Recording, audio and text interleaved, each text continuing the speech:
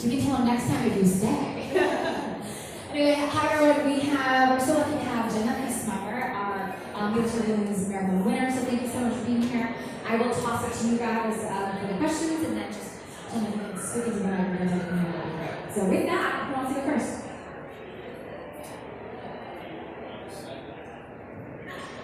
All right, so Jenna, we kind of talked about it, but speak to it again. Second place last year, first now. What was the difference this year? Is it training? Is it just the conditions today? Talk about that. Yeah, I guess I'm getting better with age. I'm just kidding. It was a great day today. I think in the past year, I've become a smarter wheelchair athlete, being able to run the tangents a little bit better, as well as playing to my strengths on the course. And so I was happy to walk away with the win, and I'm looking forward to next year.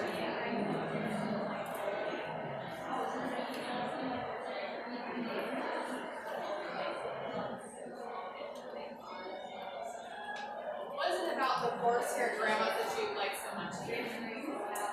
Yeah, this course is very attractive for wheelchair athletes because it's a point-to-point course, has beautiful rolling hills, and it's usually a tailwind. And so wheelchair athletes are able to sneak away with some fast times almost every year.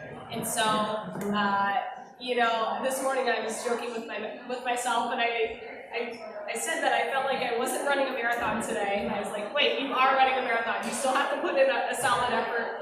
And so I was reminded of that throughout the course today. There were some good climbs throughout the course. And so I'm looking forward to next year and beating my time and hopefully coming to the top of the podium next year as well. You talk about next year, but I guess what's the next step for you, next race? Speak to that.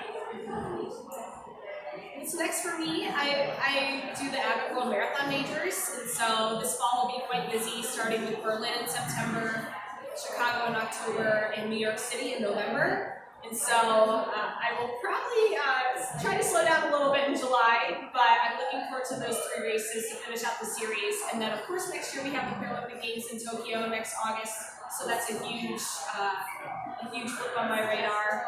And Grandma's Marathon is a big part of that build-up, so I'm thankful to be here and thankful for a strong effort. So talk about all these other big places. I guess what makes Grandma's unique, or does it rank against all those other places that you've been in or used to? Yeah, of course, Grandma's isn't a part of the Abbott World Marathon Majors, but something that's special about Grandma's Marathon is the community. And I love coming to this race because I don't feel as much pressure as an elite athlete.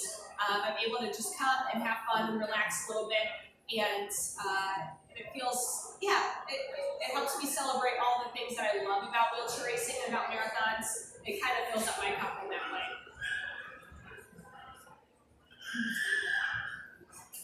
Could you tell us briefly who motivated you to come into this sport, how it all started for you?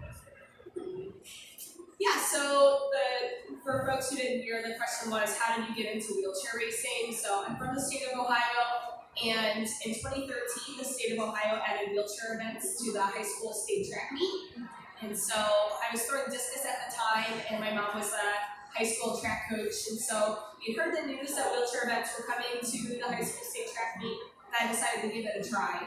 And I ended up falling in love with the sport, and I went to the University of Illinois at Urbana-Champaign on an athletic scholarship for wheelchair racing.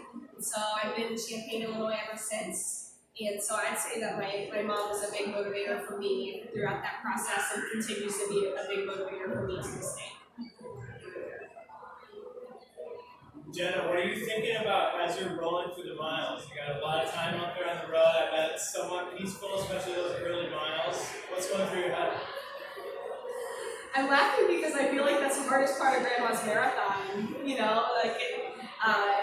It's a point-to-point course, so there aren't a lot of spectators in that first half, and so it is a big mental game.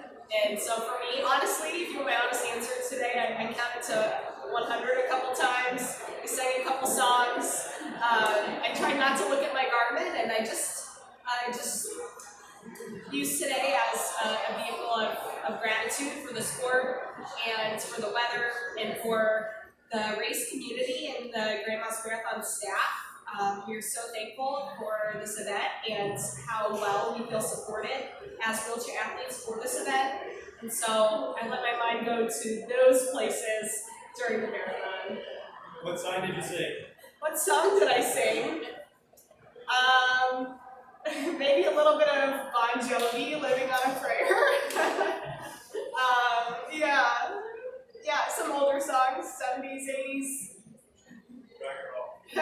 Do your peers at the University of California, like when you log into your next class, do they recognize like what you did today, or do they chime in, or do they not really know? I try to stay incognito most times. So I'm a second-year PhD student at the University of Illinois, and I do have some folks who out me every once in a while. They're like, "Hey, are you Jenna Fesemyer?" And so I'm able to share a little bit about the sport when those conversations come up. But I try to keep my student hat on for most of the time. Okay, and it's at Illinois, sorry. Yeah, that's okay. That's okay. Any other questions for Jenna while we have her? All right. Jenna, thank you so much. Congratulations again. Thank you. Thanks, Jenna. Thanks, Grandma's Marathon staff. Thank you.